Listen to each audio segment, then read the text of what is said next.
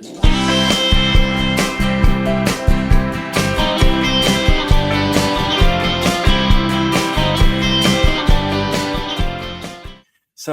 everyone, on today's show, we have amazing seasoned rock star Lou Demontis, a seasoned rock artist with over 40 years experience. He was the lead singer of the band's Ciné Palace. I guess, I don't know if I got that right.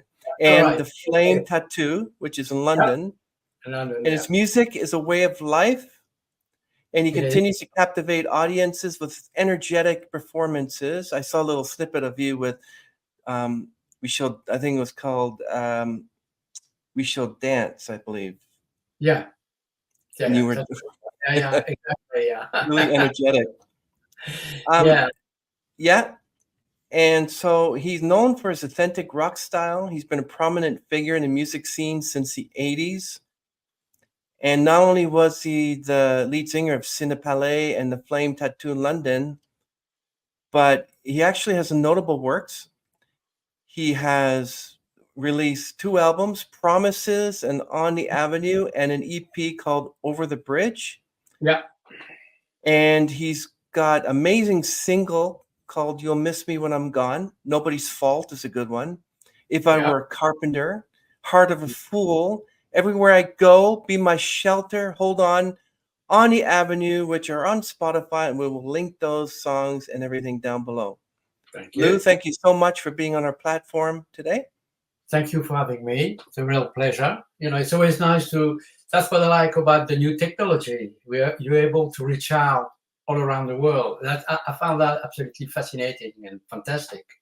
Yeah, and you would never have done that if there wasn't technology like this. When I started my career, it wasn't possible. So I'm glad that changes, and using that for the good, for everything.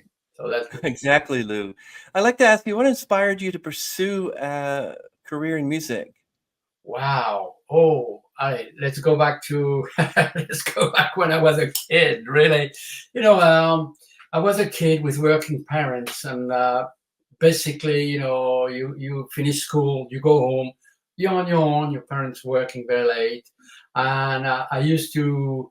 At that time, probably, I don't know if the kids today do that, but, I used to listen a lot of the radio all the time. That was sort of a companionship for me when I was going home, because I was on my own, felt a bit lonely. So I said, let's put the radio. And I was absolutely fascinated with all this, music coming from overseas, like American music, English music, stuff from Canada as well. And that's really what put me on track to wanted to be an artist, not especially a musician, but I always loved singing. Singing was something very strong for me. But that's the way it started, really. That's out of the loneliness.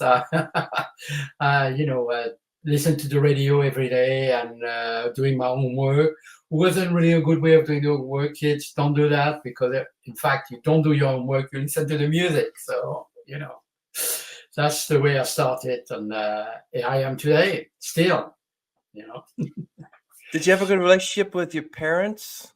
Oh yeah, definitely so. Yeah, they really supported me for every decision I made, because obviously I wasn't where I was living at the time wasn't in Paris.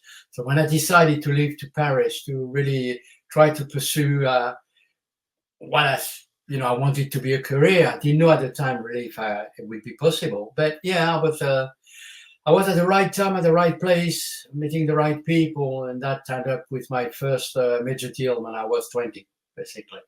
When you're young, you're bold, you're going for it. You don't think about anything else or the bad side of it. You just go for it. So yeah, 20 years old, first major deal, big gigs, So yeah, I was on my way. Yeah, go on.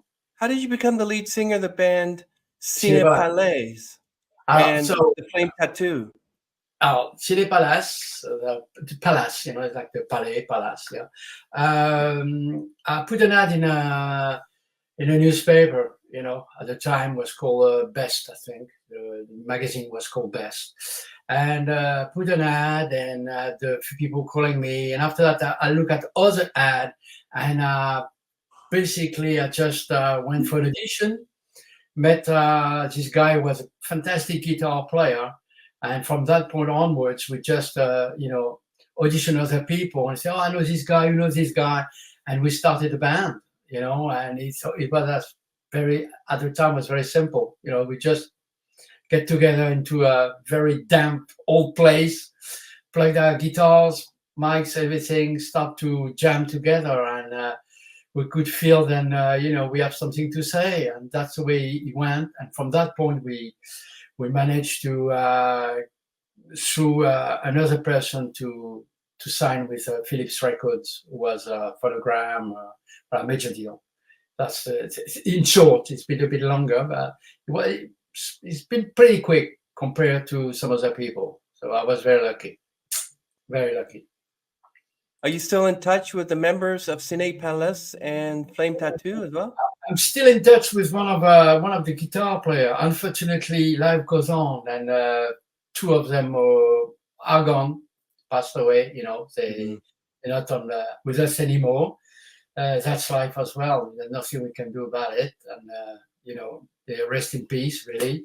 But I'm still in touch with one of the guitar players. Yeah, sometimes it comes to it. He stopped music now. He's retired, and but from time to time we meet, and sometimes he comes to see me sing, and we're still good friends. It was very important, really. Do you think there'll be like a reunion of the members that are currently still around for Ciné Palace and the Flame Tattoo? No, honestly not. I don't think so. It's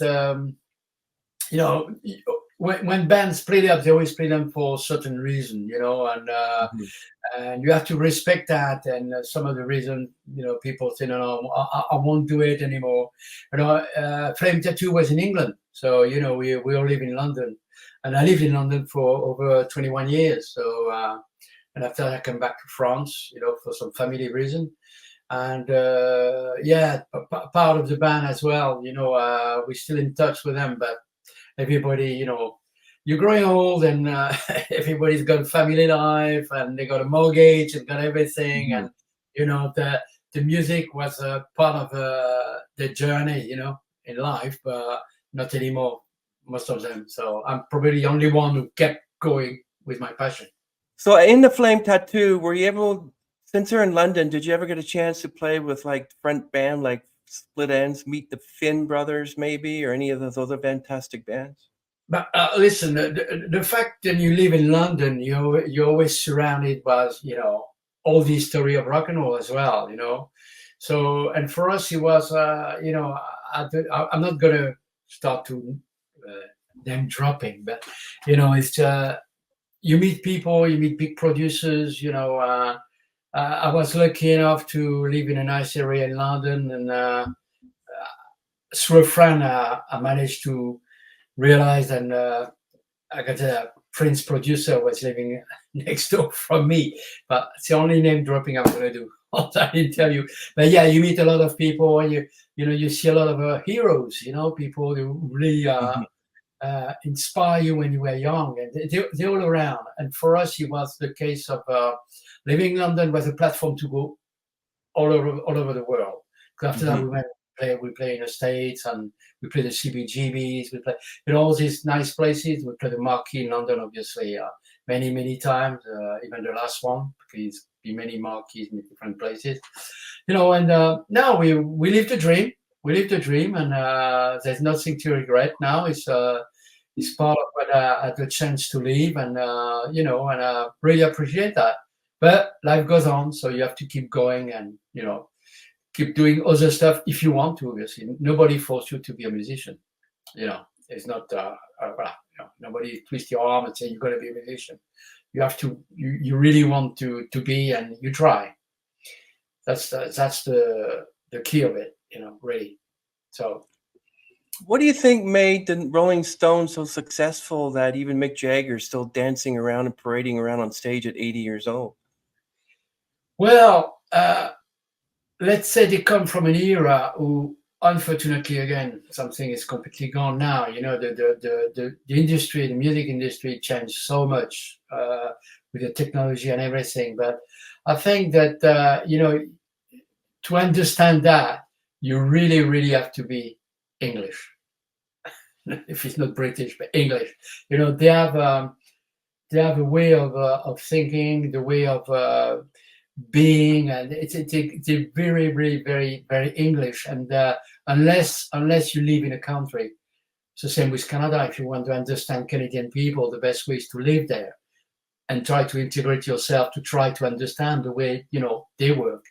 And having the chance to live a long time in London, I understood why those bands became famous, why is it still going, why there's so many answers to my question. But the only way I could get those answers was to be there, really, to really understand how an English person, when he's a musician, the way he thinks music, the way he lives music. And we don't have that in France. It's very different. It's another mentality. And when you go to the States, for example, it's the same. It's a different mentality. You have to really try to understand that to be able to communicate what you're doing with your public. Because the public is ultimately, we do that also for the public, not only for ourselves. Do you know? So the type of bands that are currently now in France, how do they compare with the bands that are in the States? Well, John Lennon, said the things rightly so. He said, there's no English wine, there's no rock and roll, French rock and roll. Really. So I'm a bit like an UFO, an ovni. We call an ovni in France. For what I'm doing. It's I have my own niche, like we said. I have my own, I created my own style throughout the years. And obviously, France is not basically the best market for myself, I must admit. But still, I'm here and I'm willing to share that with the French people. But no, it's also the fact that I sing in English. It's a big, big, I would say, hurdle for me. The fact of singing in English. In France, people like to really understand the words, and the words has to be in a certain way. And I think people who sing rock and roll in France, or in French actually, for me, there's always something missing. I don't have that sound like we hear when you listen to even Canadian people when they sing. Even when they sing in French, Canadian people, they have something absolutely beautiful in their accent and all that, but in France, rock and roll in French is, for me, it's not 100% what it should be. So, but that's me. That's my only opinion. I don't say it's bad. I say it's worth it. It's worth like anybody else. But yeah, there's something missing, in a tone.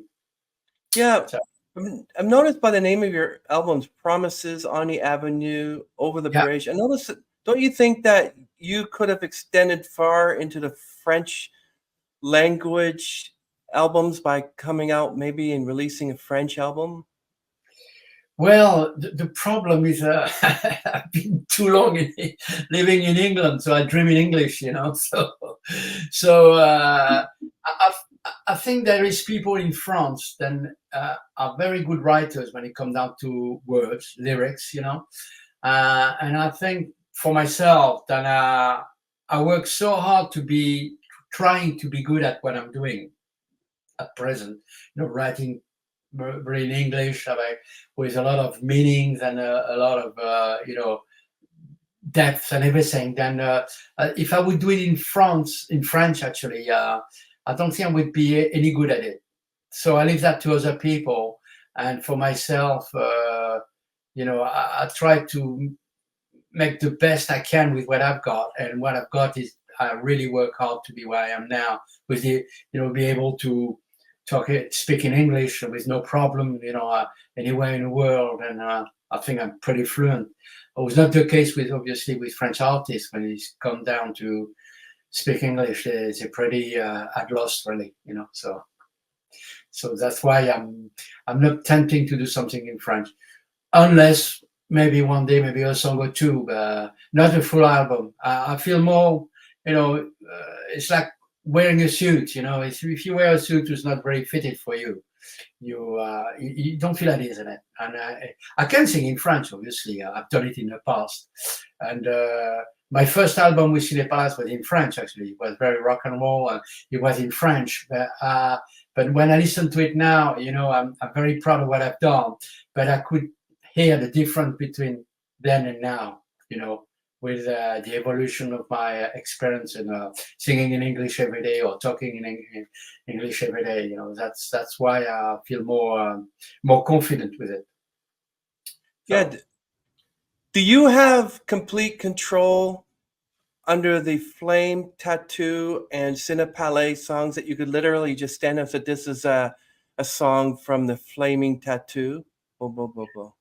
Yeah, I mean, yeah, I have control. Not the Ciné Palace now. That's have to the rights belong to Philips Records. So, but the Flame Tattoo, we had our own record label. We managed that. One of the beauty being in England as well. We were able to set up our own record label at the time. It was dead easy to do, and we've done it. And we had distribution in Japan and distribution in North America. We being in England was really mind blowing for us because half of the band was French, half the band was English, and we knew then we would never be able to do that in France. France administration is so complicated and so heavy, and in England was like, okay, what do you need? We need to do this, we need to do that. After 1 month, everything was set up. We were able to sell our own records, and in France, it would have never been able to do that, never, or it would have been too complicated. So at the end, you give up, So that's the beauty for us when things might have changed now in England. I left 14 years ago now, but at the time, yeah, it was very easy.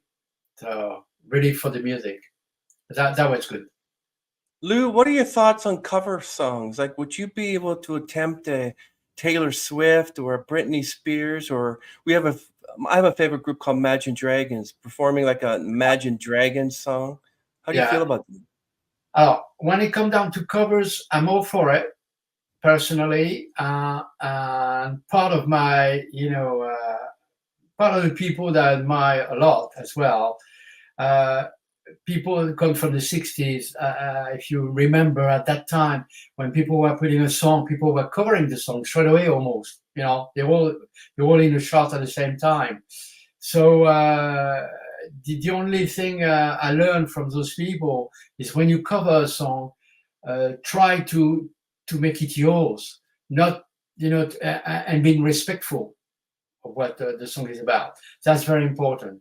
If you cover a song, try to put your own identity, stamp your identity on it. And it's very difficult to do that because, not everybody are able to do that. Yeah, when I talk about those people from the 60s, yeah, they were real raw talents.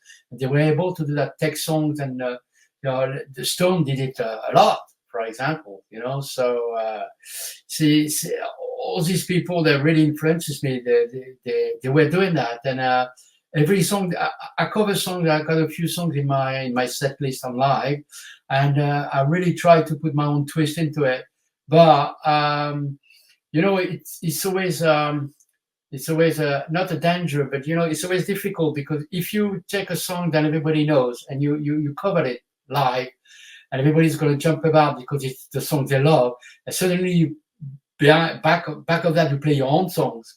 And if people they can feel then your own songs are not at the same level, your show go down. So you have to be very careful the one you pick, and how you work on it. It's very important to bring your own identity, stamp your identity on it, and make sure then you respect. That's the big word for me when you cover, respecting the song. Do you know how to do the Thunderstruck? Smoke on the Water? Yeah. Oh yeah. Well, when you listen to AC/DC, you know that it's like same thing. You know, they're Yeah. fantastic. You know, and what I really love about them and the fact they never ever let themselves sidetracked it by all the changes in the music industry or the new wave or new influence that was coming on the market. They always they always stay AC/DC and up. And that I hat down for those guys because they really deserved it. It's great band. So What kind of guitar do you prefer to play with? I'll play a Telecaster. Telecaster That with sounds a nice. 51 neck. So it's a neck was very I would say that very thick. You go Wow. the way I play guitar, rhythm guitar, and I really play, like a singer-songwriter. I just play, along with my songs, and the rest of the band does all the, I would say the the nice stuff that has to be done for the song. Myself, it's like very chords, because I have also to concentrate on the show and my singing. So I can't always, I can't do everything at once. On your own, you're nothing. You have to have the right people beside you to make your work worthwhile. So, but Telecaster, yeah, mainly. No, Yeah, that's exactly. good. Like, you ever tried the Martin or the Spitowski or Martin, Gibson? I've got at present I've got the Taylor at the moment on acoustic Mm. guitar, but also I use a lot of Canadian guitar. I don't remember the name of it. A friend of mine lended to me an acoustic guitar, and they come from Canada. Absolutely superb. I love that guitar as well, acoustic. But on electric, it's only Telecaster. For me, I'm very at ease with that, and also, it's a very crunchy, light sound, big between, I would say, Tom Petty and probably Bruce Springsteen, or this kind of sound. So that's what I use. And for my amp is Fender. Voilà, I use Fender amp. That's my set. Voilà. Wow. It's amazing. Do you think your musical style evolved over the years, especially Yes, with the it last does. 40 years? It does. It does. Yeah. It does because for me, writing song is a way of getting rid of all these demons. Then we have when you live, heartbreaks and all the struggle you can have in life, and I put that into my songs because I think if I write something then that happened to me, uh, it might have happened to other people, so they can relate to that, without being too depressed about it. Just put that into songs, and I'm sure there is some other people out there who's gonna understand what I felt when I wrote the song because it happened to them as well. So that's the way of sort of a bridge to relate to the people. So Yeah. Wow. Can you tell us about your latest album and its themes? Like, for instance, Promises. What are you trying to tell the audience with that album? well, again, if you for me an album is like the way I wrote album is like it's like a sort of a different painting. I took a song, I write a song, it's a painting. After I write another song, there's a painting, and after that, when you listen to the album one track after another, it's like a journey. I take you on a journey. If you want to come with me, and you're more than welcome.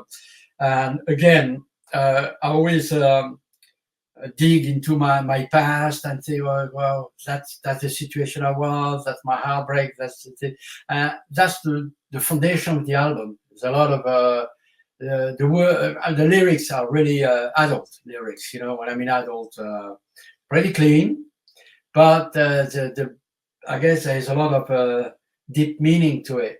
Because I can say that I love writing as well some. What I call mini script, like I would write for a movie, for example, a few lines to describe a situation, and that's completely imaginary. I'm not trying to. That's the two way I write. I write about my own experience, and sometimes I write complete, stories or imaginary story. That's the way I write. And again, to promises, promises. It's without going into details. Yeah, it was a very hard time for me. Just came out of a breakup, and I put that into my album, and that's the way to move on as well. Because when you just get stuck with this all this heartache, it's not good for you. You can't be, you can't go on life like that. So writing song is a way, it's a way of doing it. A lot of people does that, they do that. So I'm no different for me. Yeah, you were mentioning that you just got over breakup. I was going to ask you, like your songs, "You'll Miss Me When I'm Gone," "Nobody's Fault." They say that a lot of musicians write their songs through experience. Now, since you went through experience like this, or whatever experience you went through in the past, "You'll Miss Me When I'm Gone," who is that about? Well, "You Miss Me When I'm Gone," it's a person who, okay, like we say in English, it takes two to tango. I'm not going to blame anyone only. Probably I have also my own faults. There is always two sides to a story. But on my side, it was sort of a message saying, look, well, we've been together, we done this, we done that, but against the fact, and you said, yeah, yours this, yours that, you're probably going to miss me when I'm going to be, when the breakup's going to be there. You're going to miss me. It's just a way of saying, okay, you can probably reproach me a lot of things, and probably I haven't done everything I should have done. But, instead of pointing the finger at me, think about it. If you keep pushing, obviously, at one point you can't really stay like that, and you go, and after that, people start to regret probably and think about the fact, and okay, I wasn't perfect. Nobody is perfect, but maybe when you're going to be on your own, you're going to think back and realize that it wasn't that bad after all. Really, there is worse always. Very interesting. Yeah. Yeah. So that's what the song is about. You meet me when I'm gone, and it's not gone dead. It's just gone away. So. Okay. So, what's the experience through this behind the song "If I Were a Carpenter"? What's that one about? And why? It's a cover. That's a cover. And "If I Were a Carpenter," I'm actually today I started to mix the album, my new album. I started to mix it, and I started with that song. That's a song from Tim Hardin from the '60s. Tim Hardin, you can see as well, who was part of a Woodstock show. And I always loved that song. Robert Plant covered it. A lot of people covered that song. But again, I really rewrote not the song itself, but the arrangement about drums, bass, guitar, keyboard.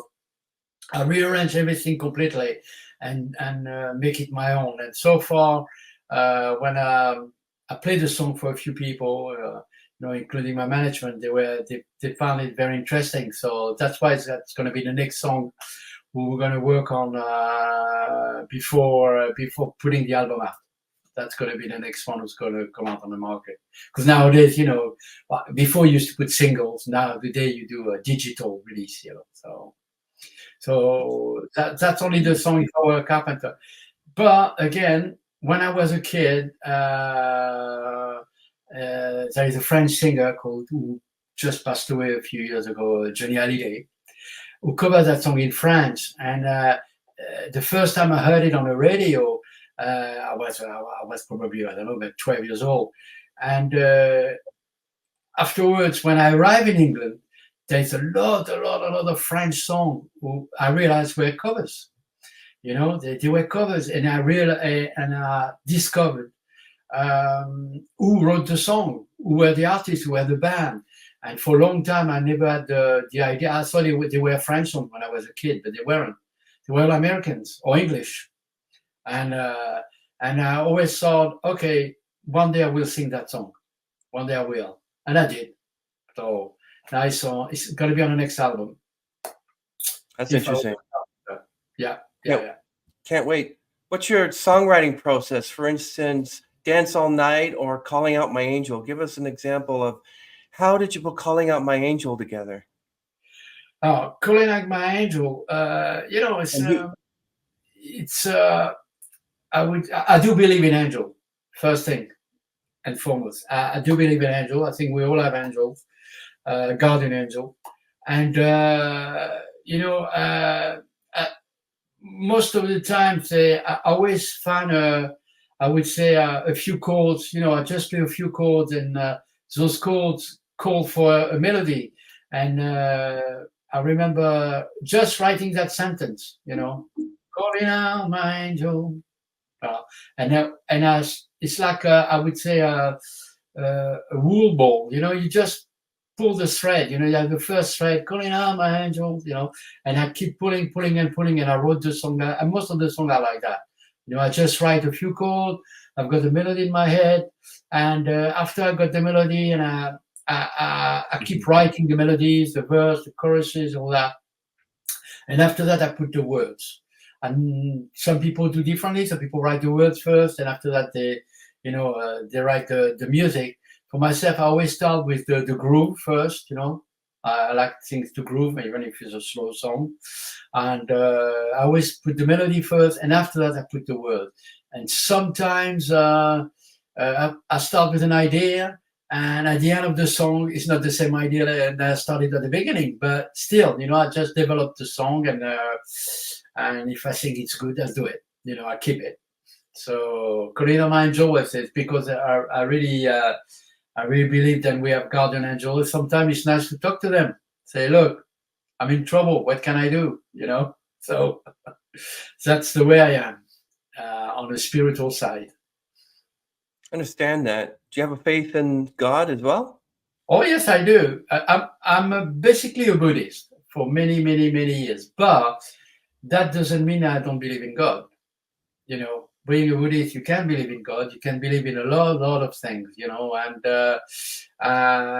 it's all about respect, anyway. You know, it's all about respect to respect to your environment, respect to the people you live with. You know, your neighbors and all that, and to respect the different beliefs as well. You know, all around here in France, we have many religions, so you have to respect that. And but basically, you know, I've been brought up as a Christian. You know, my parents were Christian, and after that, I found myself more attracted to the philosophy of Buddhism. You know, Buddhism. There's a lot of different Buddhism on earth, but you know, one type of Buddhism, and I say, oh, that suits me. I can, you know, I feel comfortable with that. But I do believe in God still. You know, so that there's somewhere above us. There is something bigger, someone bigger, really. What challenges have you faced as an artist, and how did you overcome them? Like, for instance, maybe a language barrier or something like that. Language barrier, obviously not. Because no.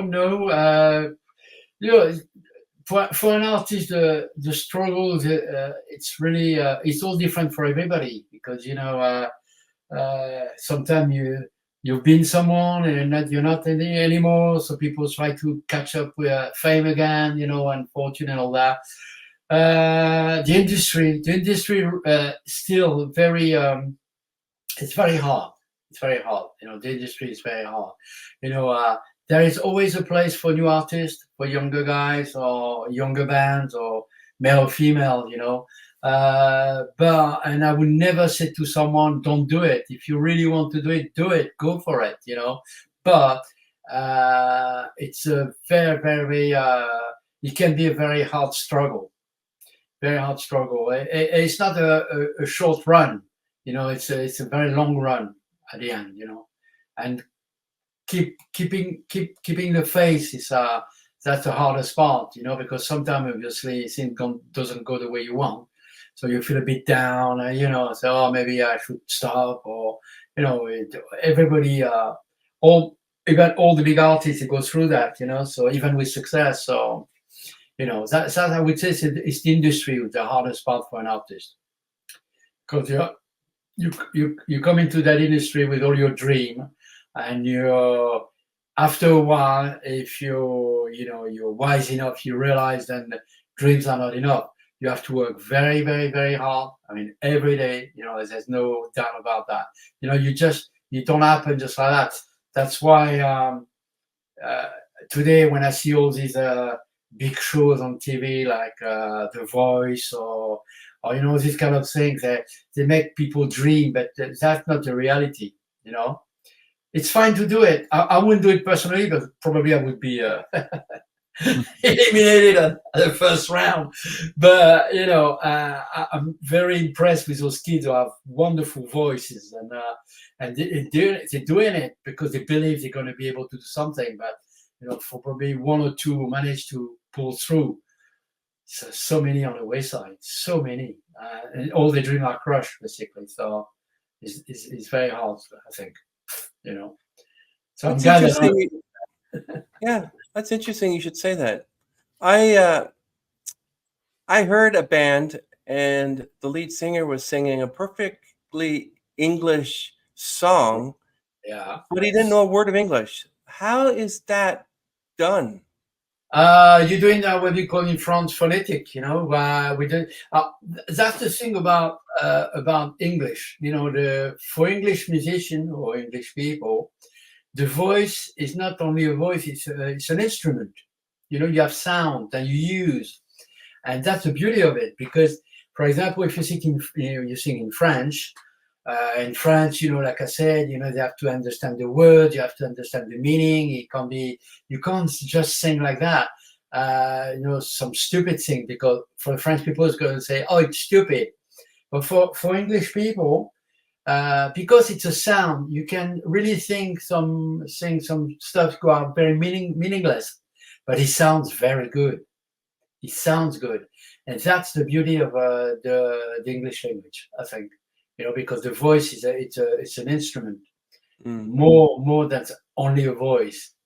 And if you really know how to use all these vowels and all that, and the way they pronounce it, and obviously suddenly you sound good, you sound real. Even if you don't know what you're talking about.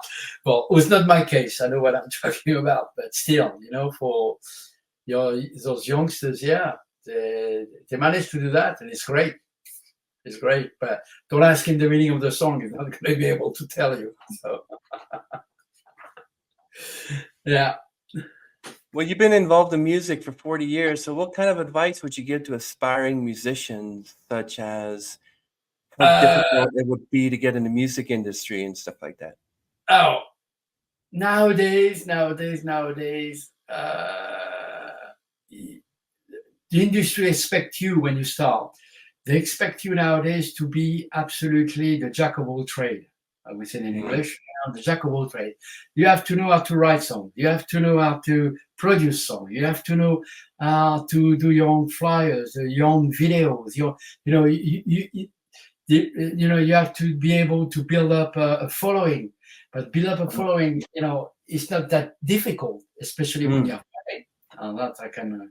It's another subject, but you have to be able to do everything yourself, and that's the difficulty at the moment, for those young people. But through the social media and all that, they manage to pull through. So, but don't give up on your dream. The day you give up on your dream, somebody's going to take your place.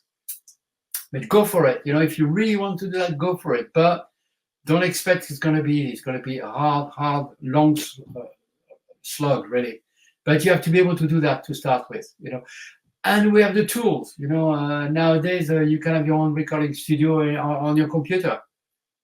That's enough already to write some beautiful song, to put that on on a social media, and and before you had to go to a studio with big machine. It cost a lot of money. Nowadays, even with a simple computer, a few free programs, you can really do some great work. So go for it. Like I say, go for it, but beware. The industry got this bad habit of chewing you up and spit you out, when they finish with you. So that's the only thing I would say, be careful. Well, the only people that would hear that advice and literally wouldn't be turned back from your advice to say, you know what, I don't want to get into the music. Some who actually say, okay, and then they do that are ones that really mean it. Like they really want to do music, you want to get into it. Even if you say they're going to take you and spit you out, you have to know this, you have to be a jack of all trades. Definitely. But those that come to you and say, what do I need to do to become a musician like you, whatever, and you tell them this, they'll say, okay, thank you for the truth. Thank you for the warning. Others might just go, oh, really? That's too much work. No, forget it. Yeah. I mean, to be honest, as I wanted to say something, I forgot now. Well, the subject of that. Yeah, I mean, I lost my thought. I was listening to you. I wanted to say something important actually to the young guys who want to do it. It's going to come back maybe after. I will come back on it. But you can't. Yeah, that's it. I got my thought back.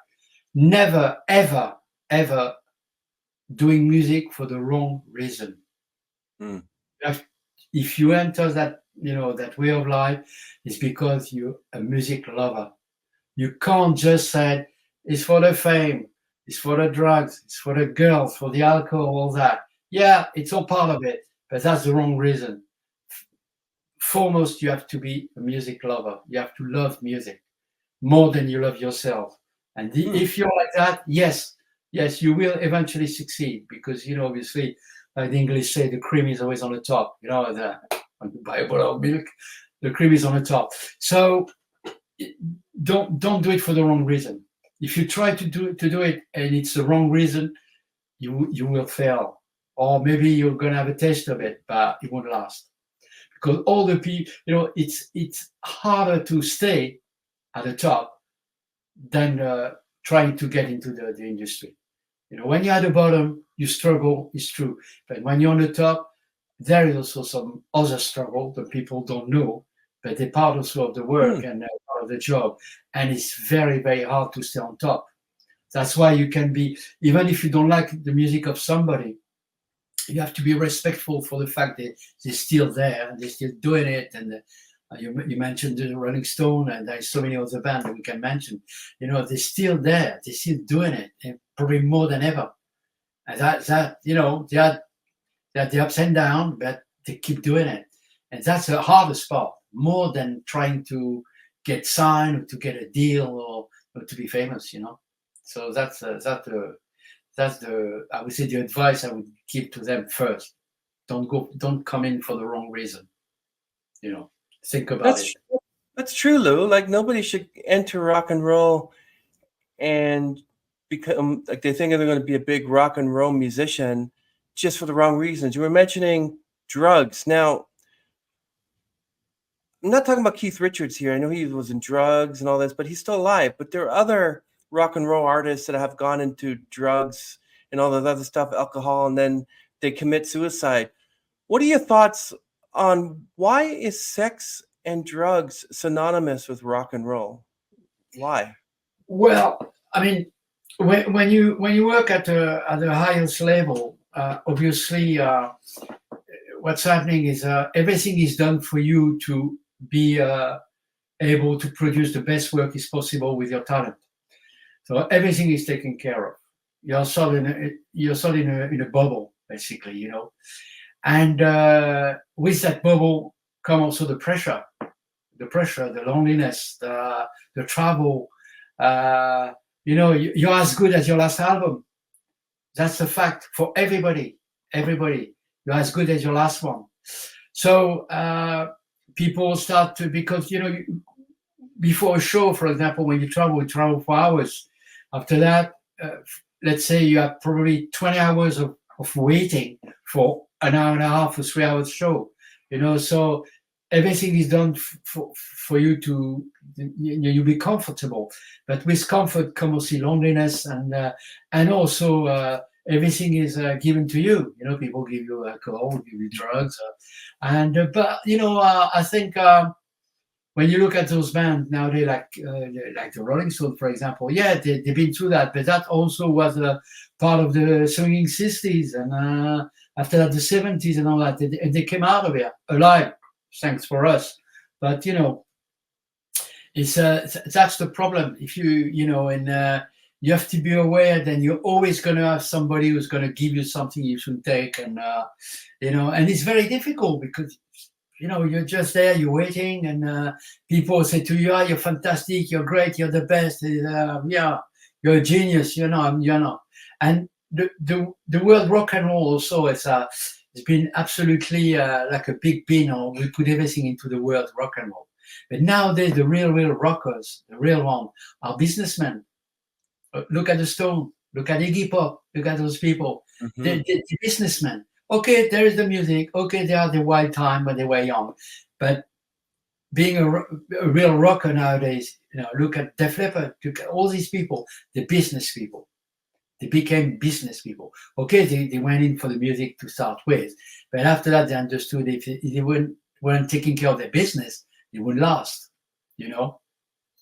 That's the thing. So when you road it's very easy to find something you shouldn't get, because people they feel that they have to do it to you, they give it to you. Oh yeah, you're a rocker. Yeah, take that. Well, okay. Well, so when you're young, you live the life you live, and sometimes you burn the candle by both sides. So, and unfortunately, some of them, they decide enough is enough, and take the way out. It's very unfortunate because they most of the time they're great talent, all of them. So yeah, like Chester Bennington from Lincoln Park. He had a yeah. wife, kids, everything was going well for him. Yet suddenly he decided to off himself, and it's sad because there are rock musicians out there who are squeaky clean. I don't want to say squeaky clean, but Anthony Kiedis from Red Hot Chili Peppers, Mhm. that they all, I'm not saying he was squeaky clean, but they've all survived so many years in rock and roll. We're all different, physically. I mean, Mhm. physically we're different. Some people will not be able to cope year in year out. We are abusing their body like that, and some does, some don't. So we're not equal that side, and yeah. But there is always a phase when you're young, and people always saying to you this thing, then you're the best and all that. And obviously you believe, you're young, you enjoy yourself, you want to party, and the more you party, the more you want to party. But there is a time, if you want really to keep going, you have to put that on the side, and go back to your first love, who's not the alcohol, who's not the drugs. The first love is your music, or the music, I would say, if it's not yours, even other people. So music. Wow, Lou, I like that explanation. How do you connect more with your fan base online, or do you connect with them more during live performances? Oh, more on live situation. After that, the thing is now, then you can't really ignore the social media. Or you have somebody doing it for you. I talk about a big band. Even though recently I saw a few video of Springsteen on TikTok. He doesn't need TikTok, but he does it anyway. Because it's the new trend, and youngsters look at that. And on the last tour, every time he went in, he always left a message before arriving to the town. We all have to play a game. It's not being disrespectful to the public, but the industry say, okay, this is the new fashion. What are you going to do about it? Okay, I'll do it. It's only 30 seconds. Nowadays with the phone, anybody can do it. Okay, hello London, hello Paris, I'm here. See you tomorrow. See you on this date. it's part and parcel of the job. You have to do it. And when you're not on the road, after that, it's the social media to be to keep existing. Really, they all do that. They all do that. It's part of it's becoming part of the job now for quite a few years now. Everybody does it. So if you don't want to be forgotten, it's one of the way of doing it as well. So, but like I said, it's part of the game, and you have to accept it. It's not that bad either. So there is worse thing in life, and people have harder life than we have. So you have to respect that, really. That's true. Do you think you had more success during when you first started music, like in the two groups? And there was no social media, there were no iPhones. It was just you and the audience. You played live, or you didn't. You came out with vinyl albums or singles. People bought whatever, and you made the money. So how do you think the music industry has changed now that we have Spotify and they're not being paid very well? Indie artists aren't being treated fairly. It's I would say Spotify is not the answer. It started with Napsters, and that was absolutely the downfall of part of the industry. Anyway, you can make millions of streaming and so that. It's not you don't make a living out of it. It doesn't pay enough. And after a while, it has been a big trend. That's going to change again, I'm sure. And what's nice at the moment that we can see that returning big time is the live situation. And also nowadays the live situation is you really have to raise your game. I mean, you should try to avoid having a bad night, bad concert, because now everybody's with iPhone, and it's like from the beginning to the end, if you're not really on the top of your game, 15 minutes later, it's all over the world on the social media, and everybody knows it. So somehow, I think it's a shame that people don't listen and watch show anymore. So you could see people, they just watch the show through their iPhone, which is a bit strange for me. But in another hand, yeah, you better be good, because now you can't be forsaken if you're bad. Everybody's going to realize that very, very straight away. So, but it doesn't bother me. It's like, okay, let's go for it. And the live situation is returning big time. There you can see it. You can see it. All big bands are on tour. Year in, year out, because that's the only way nowadays to really make a living. The streaming that doesn't give you a living. You can have 10 million view on their last video, but that doesn't bring any money. The video costs more money probably than the what you're going to earn. So no, it's back to being the live situation. Really, I like that, because I come from this era anyway. So I feel very okay with that. I don't have any problem with that. I'm confident enough. That's good. It's a good thing. Well, artists like Taylor Swift are making billions just simply by, her albums and playing live. And I can imagine how much money she's made, but I think over $1 billion. When you perform live, how do you get paid? And do you this is what I asked for? You sign a contract? Do you know what you're going to get at the end of the night? Yeah. You always know what you're going to get at the end of the night. After that, there is different contract. I mean, people like the Stones or Taylor Swift or that, they have a fee for the production, a fee for a sale, but they also take a part of what we call the door. That means that every ticket sold, there is a percentage that goes straight to Taylor Swift. That's why they're making so much money. Like the Stone, for example, or Taylor Swift.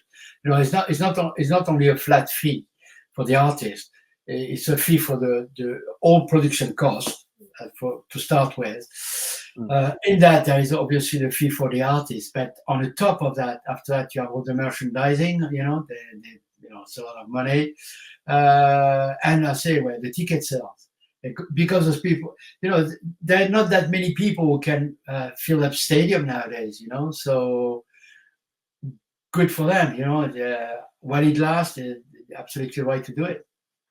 But yeah, it's and if you think about the ticket price and take only a small percentage of that, multiplicated by thousands and millions of people, when you go home after that, obviously you're going home with a big, big, big chunk of money in your pocket.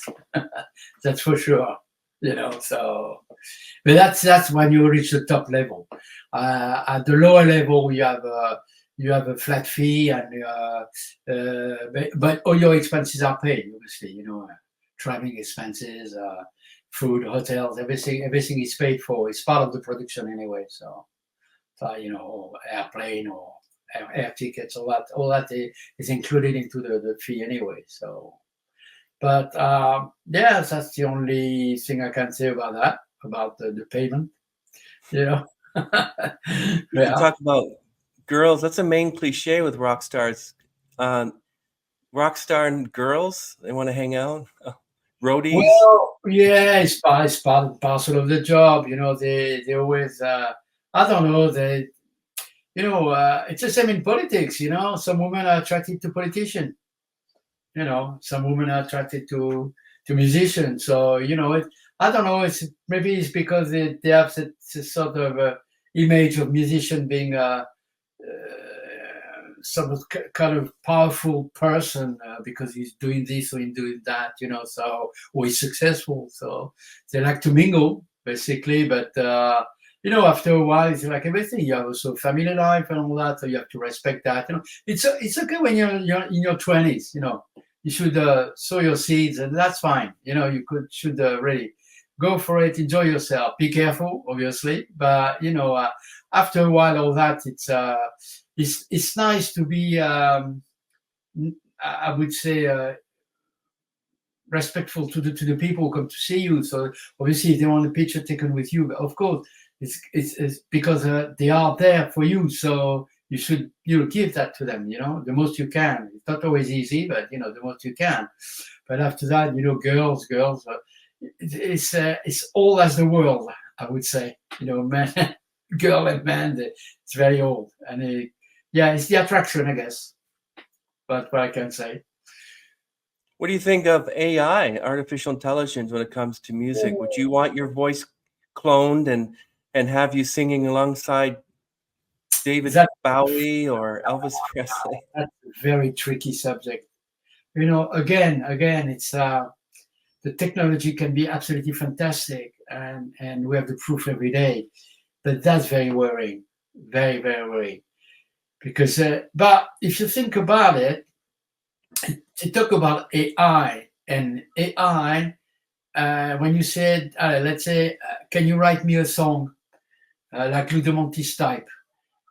What the AI is going to do is going to go and fetch what I'm doing, to copy that and give it back to the person. So still, AI can be a good thing, can be a bad thing, but you need the people to start with. There is no Rolling Stone, there is no Who, there is no David Bowie. You can't write songs like them. AI can do it because they've done it first. That's the thing. They've done it first. So at one point, I think, we still have us human to produce that. But I can understand, we are all worried about that. Actors is the same. It's like, so it's worrying because like any new technology, sometimes it's not used for the good purpose. That's the problem, But don't forget, it's been created to start. They create that to start, to copy things that have been done by humans. If you copy David Bowie's way of writing songs or lyrics or music, everything, the AI is going to do it. But if he would never be David Bowie before, the AI couldn't do it. The AI is useless. But you have to be careful. We have to be able to control that the most we can, because I'm sure some people would be very willing to use that not for the good purpose. That's the problem. Well, I mean, AI can be used for good because it's that new final last Beatles song, Now and Then, and Paul McCartney, Ringo Starr, and a bunch of others. They used AI to remove the vocals of John Lennon and separated it from the pianos. And Yeah, now they have this beautiful song called Now and Then, which AI yeah, helped them build. And even Paul McCartney said it was the final Beatles song. So it can be used for good. yeah. That's right, but because it's been done by the Beatles. The origin, the track is, it's a John Lennon song, and yeah, he wrote it. But now, for me, that's what the problem is when they said, "AI, can you write me a song like John Lennon?" No, that's wrong. The way the Beatles done it, that was absolutely fantastic. That was pretty fantastic. Yeah. Uh, Well, Udio I believe, does steal from other artists and then, spit out the tune, like you said. But Suno and a bunch of others, they actually create its own. For instance, someone had placed one of Mozart's unfinished symphonies through an AI, and it came up with this beautiful piece of work. And I heard they took the first 8 seconds of "Hey Jude" by the Beatles, they put it through an AI, and it spit it out the rest of it, but it sounded nothing like the song that we're familiar with. So it's like, can you give me a song like the Beatles? Or you can say, can you do a song that's like style of Lou Demontis, Bee Gees, Aerosmith, and Billy Joel, and it'll mix them all up and come up with a song. And you're like, wow, that's amazing. it is, but like I said, if there's if there's no Aerosmith, Billy Joel, through the Montis, whatever, where the eye is going to fetch the stuff. So you all start with us, really. That's for me that's the most important thing. It starts with us. After that is like I said, let's make sure then AI is used for a good purpose. That's my only worry, I would say. But you wouldn't call it cheating, though, because you could easily say, well, I have the first 8 seconds of a song. I'm going to put it through Suno and have them finish it because I just don't have time. Yeah, well, that will be part of becoming lazy. So if you start to do that, it takes years to really learn your craft. And as a musician, as a writer, as a singer, as a guitar player, drummer, it takes years to really learn your craft. So if you start to use the shortcut all the time, it's a bit of a shame, really. But you can't stop the progress. Say Mhm. you have to make do with it. So hopefully we will have some beautiful stuff in the future thanks to AI. But for me, like I said, I never forget. And it started with some people in a room playing together, and that's the for me the be all and end all, really. So. Thank you, Lou, so much for this opportunity to interview. I got two more questions for you. Who would be your dream collaboration? Oh, dream collaboration. Oh God, there is so many. There is so many. Uh, oh God, some of them are gone, unfortunately. But the one who are still alive. Ali, John Cougar Melenko, maybe. Really? Yeah, Wow. big respect for the man. Very hard man to deal with, I think. But yeah, somebody like that. I would say Bruce Springsteen, obviously. Yeah, to more on the latest side. I listen to a lot of new country music. I'm a huge fan of country music, and yeah, collaboration with Lenny Wilson probably. I think she's great. I mean, been years before she managed to be on, on the top of her game, and now she's really cracking the game is good. Yeah, I would say between the oldies and the newies, trying to choose someone who I could be able to work with. That would be great, because I've got big respect for country music, especially the new one as well. Obviously I respect the old one, but the new one, I think they're really, really good artists, good songs, and also it's a style of music where we still have guitars. Nowadays guitar band are pretty, in France anyway, pretty scarce. There's no big band or no band with guitar. They're all more or less with keyboard or computers, and there's no more guitars. So that's why I'm listening more of I go back to the country music, because they still have real guitar, real drummer, real vocalist. So that still inspire me. That's amazing. Wow. So what's next for Lou Demontis? Well, next is I'm going to start to mix the new album. I'm going to start to the new album. I don't have the release date yet. In the meantime, I just on the 19th of July, there is a song that's going to come out on our social media called "To Be Loved" that I wrote and recorded with my musician. So that's going to be out on the 19th.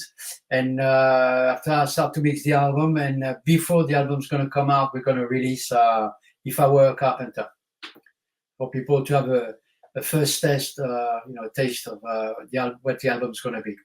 The album is pretty, I could say, pretty eclectic. There's a lot of different songs, and who have been inspired by a lot of big musicians, like Willie DeVille, for example. I love Willie DeVille, and quite a few songs like that, with that mood of a bit more dark, but more acoustic, really, and some really rock and roll songs, mixed of everything. So I'm very pleased with so far the way the album went.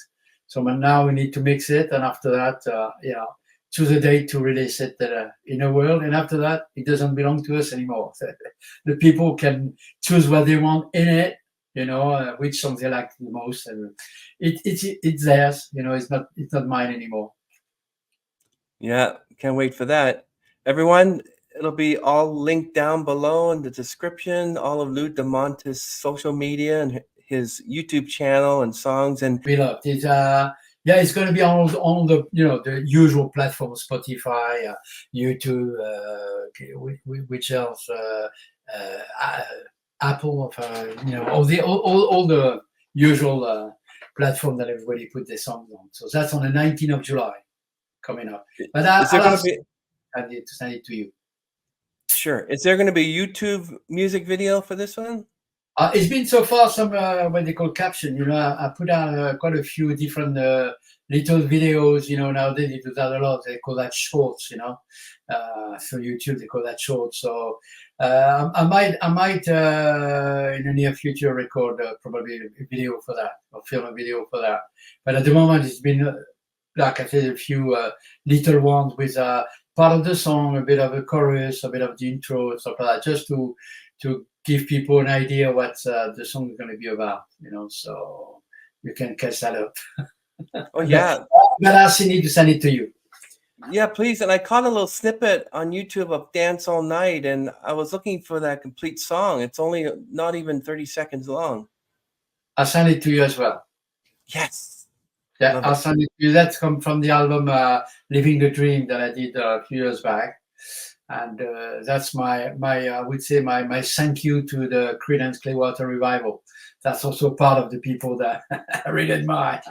I love that. Yes, I love that. I really like it. I'll make sure you have it all. You want it in MP3 or in WAV? WAV. I don't know what you say. I'm planning to post this episode probably early August. Yeah.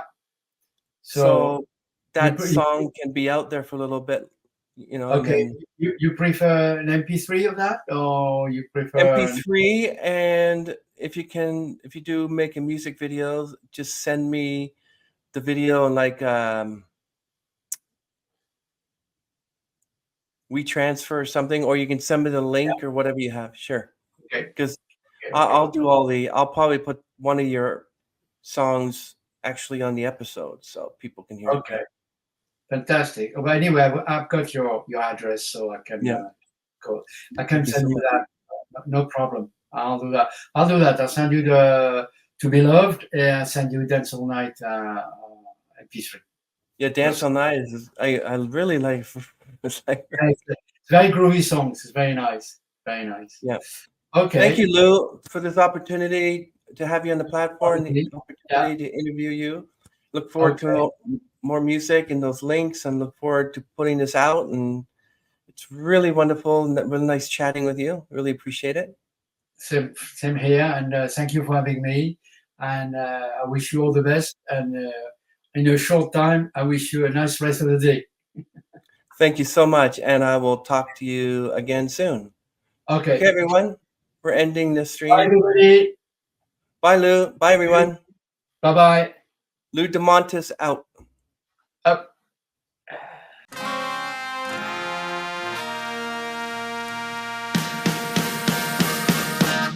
Turn down the light.